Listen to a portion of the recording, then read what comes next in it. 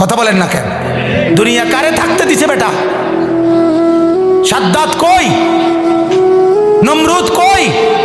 ফেরাউন কই? কারুন কই? পৃথিবীর জালেমরা কই?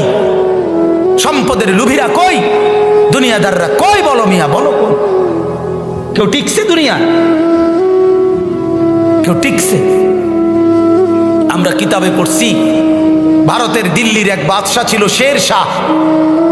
শের শাহ 40 বছর একটানা যুদ্ধ করছে এই রাজত্বের জন্য, দিল্লির রাজত্বের জন্য। ওনার বয়স যখন 65, তখন উনি দিল্লির বাদশাহী পুরা পাইছে। সেদিন পাওয়ার পরে একদিন আফসুস করে বলতেছে, হায় দুনিয়া, তুই আমারে যখন ধরা দিলি তখন আমার কবরে যাওয়ার সময় হয়ে গেল। মানে আজ 40 বছর মেহনত কইরা দুনিয়া যখন বাদশাহী নিলাম, তখন আমার কি শুরু হয়ে গেল? কবরে যাওয়ার টাইম। দুর্বল হয়ে গেলাম তখন। দুনিয়া মনি, দুনিয়া বড় ধোকা দেয়। সব গুছাইয়া দুনিয়ারে সাজাইবার পরেও, সব ক্লিয়ার হবার পরেও, এ বাড়ি দাড়ি বিল্ডিং টিল্ডিং এর কাম সব গুছাইয়া সারলে আমার বড় ভাইয়ের বিবি, আমার বড় ভাই আলহাজ হযরত মাওলানা মাহবুবুর রহমান আশরাফি, তার বিবি আমার বড় ভাবি, মায়ের মতো যিনি আমগরে আদর করছিলেন, নতুন বিল্ডিং করছে, অনেক কষ্ট করে কোনো রকমের রুমডি ঠিকঠাক করে উঠছে। এরপরে আপনার বুধবার দিন নতুন ঘরের বাজার করছে, চাল ডাল তেল সব কিনা, চালগুলো সব ড্রামের মধ্যে পড়ছে, তরকারি ফ্রিজে কুইটা রাখছে। বৃহস্পতিবার দিন স্ট্রোক করছে, শুক্রবার দিন জুমার নামাজের সময় কবরে চলে গেছে।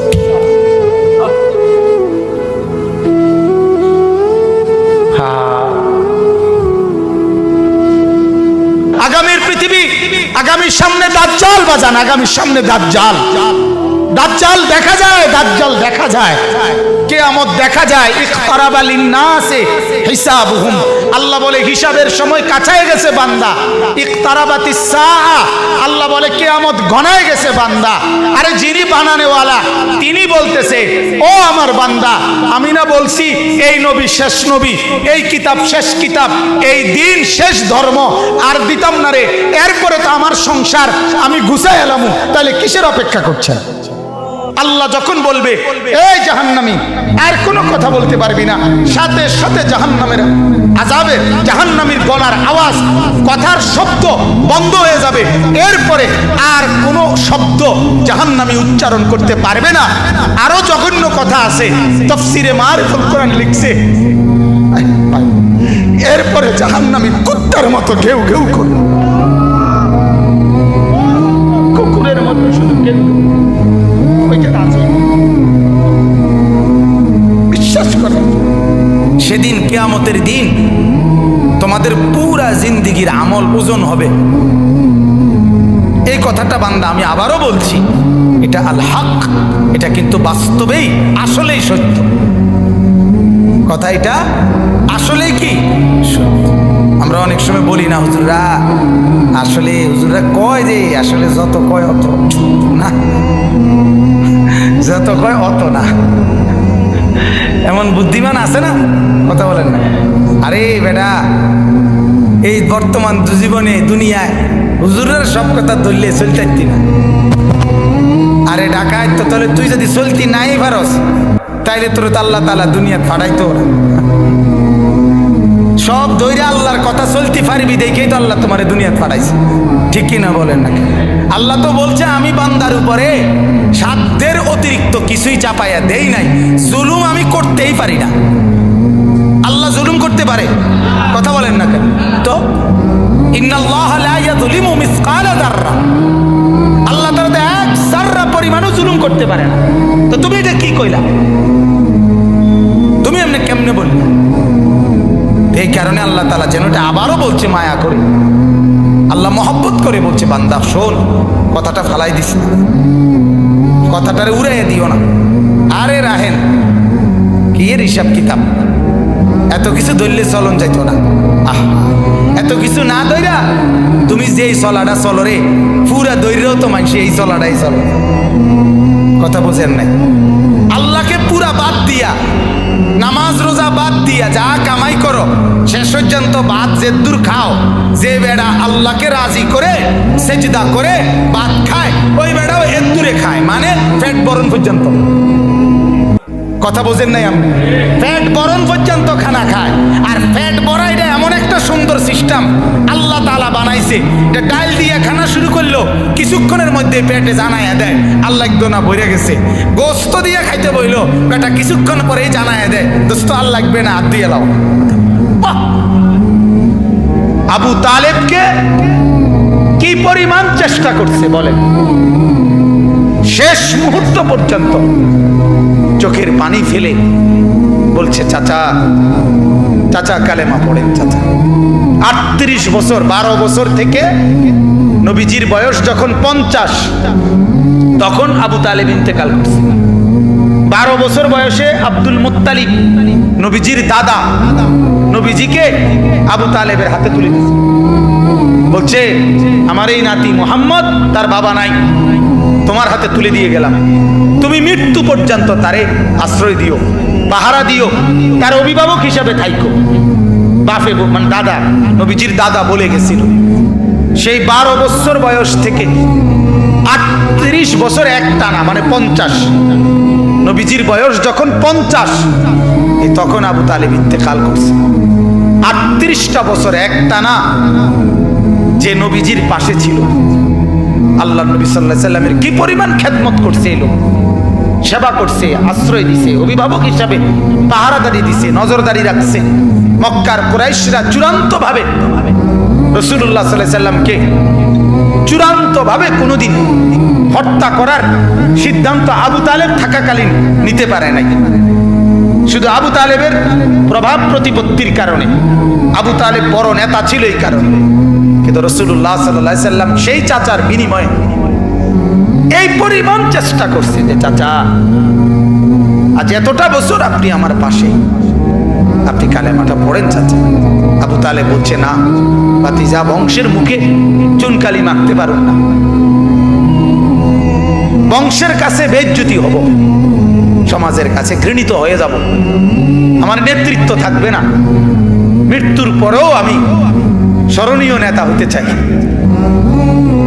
মৃত্যুর পরে অর্থাৎ কুরাইশের নেতাই থাকতে চাই। নাউজুবিল্লাহ। আল্লাহ নবী সাল্লাল্লাহু আলাইহি সাল্লাম তখন বলছে চাচা এক কাজ করেন, তাইলে কানে কানে বলেন, কানে কানে কালেমাটা কানে কানে শুনান। আমি কসম করছি আমি হায়াত থাকাকালীন জগতের কাউরে কোনোদিন বলবো না আপনি যে ঈমান আনছেন, শুধু হাসরের মাঠে আমার আল্লাহর সামনে সাক্ষী দেব আমার চাচা ঈমানদার ছিলেন। এতদূর সুযোগ দেন, এতদূর সুযোগ। আবু তালেব বলছে না ভাতিজা, জানাজানি হয়ে যাবে, গোপনে বললেও জানাজানি হয়ে যাবে, বলবো না। সর্বশেষ আল্লাহ নবী সাল্লাল্লাহু আলাইহি সাল্লাম অঝরে চোখের পানি ছেড়ে দিছে, কাঁদতে কাঁদতে বলছেন চাচা আপনি যদি ঈমান হারা হয়ে কবরে যান, আপনার কবরে আযাব হবে, আপনার জাহান্নামে আযাব হবে, আর আমি ভাতিজা মুহাম্মদ সেটা কেমনে সহ্য করুন চাচা? আপনি আগুনে জ্বলবেন, আমি এটা মেনে নেব কেমনে, মনটারে বুঝাই কেমনে চাচা? এই জন্য না এত বেশি আহাজারি করতেছি চাচা, আপনি পড়েন না কালেমা। আবু তালেব তখন বলছে আন্নারু খায়রুম মিনাল আর। নাউজুবিল্লাহ। আবু তালেব বলছে মুহাম্মদ, সমাজের কাছে বেইজ্জতি হওয়া এটার চাইতে আগুনে জ্বলা এটা ভালো। আন্নারু খায়রুম মিনাল আর। সমাজের কাছে আর মানে লজ্জিত, লজ্জিত হওয়ার চাইতে জাহান্নামের আগুনে জ্বলবো এটা ভালো। আবু তালেব বলল মুহাম্মদ জাহান্নামের আগুনে প্রয়োজনে জ্বলবো, কিন্তু বেজ্জতি হইতে দিতাম না। কার কাছে? সমাজের কাছে। কার কাছে বলেন না? আল্লাহ নবী সাল্লাল্লাহু আলাইহি সাল্লাম হাদিসের মধ্যে আছে এরপরে আবু তালেব ইন্তেকাল করছে, মারা গেছে। মারা যাওয়ার পরেও নবী এবার বলতেছে চাচা এবার আমি আল্লাহর কাছে আপনার কাছে আপনার জন্য ইস্তেগফার করব। যতক্ষণ আমার আল্লাহ আমারে নিষেধ না করে ততক্ষণ আমি আপনার জন্য। এবার যেহেতু আর আপনারে বুঝাইতে পারলাম না, এবার আল্লাহকে বলি, আল্লাহকে বলতে থাকি। এবার আল্লাহ নবী চাচার জন্য মাফ চাইতে শুরু করছে। ঠিক তখন ওই নূহ আলাইহিস সালামের মতো আল্লাহ তাআলা আমাদের নবীকেও নিষেধ করছে, মা কানা লিন-নাবিয়্যি ওয়াল্লাযীনা আমানু আন ইস্তাগফিরু লিল মুশরিকিন ওয়ালাউ কানু উলি কুরবা বা'দা ইয তাবায়্যানা লাহুম আন্নাহুম মিন আসহাবিল জাহিম। আল্লাহ বলেন, নবী আপনার জন্য উচিত হবে না, কোন ঈমানদারের জন্য উচিত হবে না, তার সবচেয়ে নিকটতম জন যদি কুফরি অবস্থায় মুশরিক অবস্থায় মৃত্যুবরণ করে, তার জন্য আমার কাছে মাফ চাওয়া এটা আপনি এবং আপনার ঈমানদার অনুসারী কারো জন্য জায়েজ নাই, অনুমতি নাই। এরপরে নবী থামে। আমার বলার উদ্দেশ্য হলো ফিকির, বুঝছেন? আমার কথা হলো যে দরদটা কি পরিমাণ ছিল, কথা বুঝছে? আল্লাহ থামানো পর্যন্ত উনি শুধু বলতেই থাকছে, বলতেই থাকছে। হাদিসের মধ্যে আছে, বাপ আল্লাহর নবী বলছে, যখনই জমিনে কোনো বান্দা নাফরমানি করে তখন ওই জমিনের ওই বান্দার পায়ের নিচের মাটিটা, জমিনটা আল্লাহর কাছে আবেদন করে, আল্লাহ আল্লাহ আমার একটু সুযোগ দাও, আমি একটা শুধু গড় দেবো, আমার নিচের মাটিটা উপরে উঠামু, উপরের মাটি নিচে নামামু, শুধু ওই লোকটা যেরকম বিছনায় এপাশ ওপাশ করে আমি আমার জমিনটাকে একটু এপাশ ওপাশ করবো, আমার নিচের মাটি তুলবো, উপরের মাটি নিচে নামাবো, আল্লাহ এরে নিয়া আমি শুধু একটা উল্টানি দিতে চাই, তুমি আমার অনুমতি দাও। রব্বুল আলামিন তখন বলে ওই জমিনকে, না তুই এমন করিস না, ও যে আমার বান্দা, ওরে না আমি বানাইছি, আমি বানাইছি, ওরে আমি বানাইছি, ওরে আমি বানাইছি। এই জমিন আমি কায়নাত আমার হুকুম দিয়ে বানাইছি, আর ওরে আমি হাত দিয়ে বানাইছি, আমার হাতে বানাইছি, और नाक আমি লাগাইছি, और চোখ আমি লাগিয়েছি, और কান আমি লাগিয়েছি, और হাত আমি লাগাইছি। আরে আমি সেই মাওলা যে মাওলা কুন বললে ফায়াকুন, যে মাওলা ভ বললে হয়ে যায়। ওরে বানাইতে এভাবে করি নাই, 9 মাস পরে আর মায়ের পেটে রাইখা আমি নিজের হাতে ড্রয়িং করছি, নিজের হাতে। একবার নাক লাগাই 100 বার দেখছি, ঠিক মতো হয়েছে নি। একবার চোখ লাগাইয়া কুটিবার দেখছি, ঠিক মতো হইছিনি, ঠিক মতো হইছিনি। এইভাবে 9 মাস আমি তারে যত্ন করে সাজিয়ে, সুম্মা আনশানাহু খালকান আখার, আমি তারে এক মানুষ বানিয়ে এরপরে মায়ের পেট থেকে আমি বের করেছি। যাকে আমি এত যত্ন করে বানাইছি রে, তারে এত অল্পতে কেমনে মেরে ফেলি? না তুই একটু ক্ষান্ত হ, দেখি না ও তওবা করে কিনা, ও ফিরে আসে কিনা, দেখি না।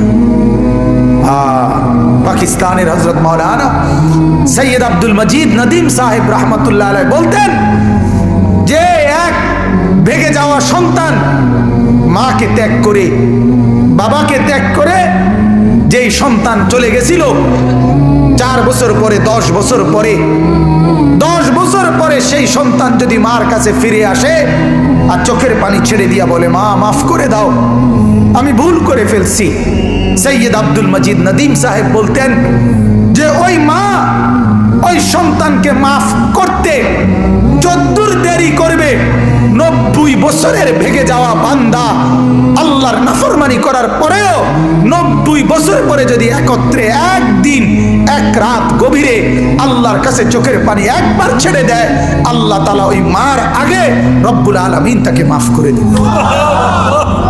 এমন যিনি, তার নাম আল্লাহ। যুবক তুই তোকে চিনলি না, হায় হায়, তামসাটাকে জিন্দেগি মনে করলাম। 1 প্লেট বিরিয়ানি দিবে, 1 প্লেট খিচুড়ি দিবে, 2টা জিলাপি দিবে, এর জন্য জিন্দেগিটা কি কামিয়াবি বানাইলা? এটা কি মনে করলা সফলতা? কিছুক্ষণ মোবাইল চালাইলা, কিছুক্ষণ মেয়ে দেখলা, ছবি দেখলা, নাটক দেখলা, নাচ দেখলা, আর কিছুক্ষণ ঘুমিয়ে রইলা, এটাকেই জিন্দেগি মনে করলা। আর আপনারা যারা ব্যবসায়ী কামাই রোজগারি করেন, আর আপনারা এই কিছুক্ষণের কামাই আর বউ বাচ্চার জন্য ভাত মাছ কিনা এই কদ্দুরকে জিন্দিগি মনে করলেন। আহা, এই সামান্য কদ্দুর ফিকির, এটা তো পিঁপড়ার ফিকির। পিঁপড়া পিঁপড়া। আমাদের বাংলাদেশের একজন শ্রেষ্ঠতম আলেমী দ্বীন, গবেষক আলেম ডক্টর আফম খালিদ হোসেন, অনেক বড় মাপের আলেম এবং জ্ঞানী গবেষক, উনি বলছেন এক পিঁপড়া সামান্যটুকু খাবার খায়, হ্যাঁ, কিন্তু এরপরও সে জমা করে রাখে। এক হাতি 250 কেজি খাবার প্রতিদিন খায়, একদিন 90 লিটার পানি প্রতিদিন খায়। উনি বলছেন কিন্তু কোনোদিন হাতি সে পরবর্তী বেলার খাবার কান্দে কইরা তার কাছে নিয়ে আসে না। সে এরপরে প্রতিদিন মাওলার উপরে তাওয়াক্কুল করে থাকে। রব্বুল আলামিন 250 কেজি খাবার প্রতিদিন তার কাছে পৌঁছায় দেয়। হযরত বলেন এক সাগরের তিমি এক লোকমায় যেই খাবার খায়, এক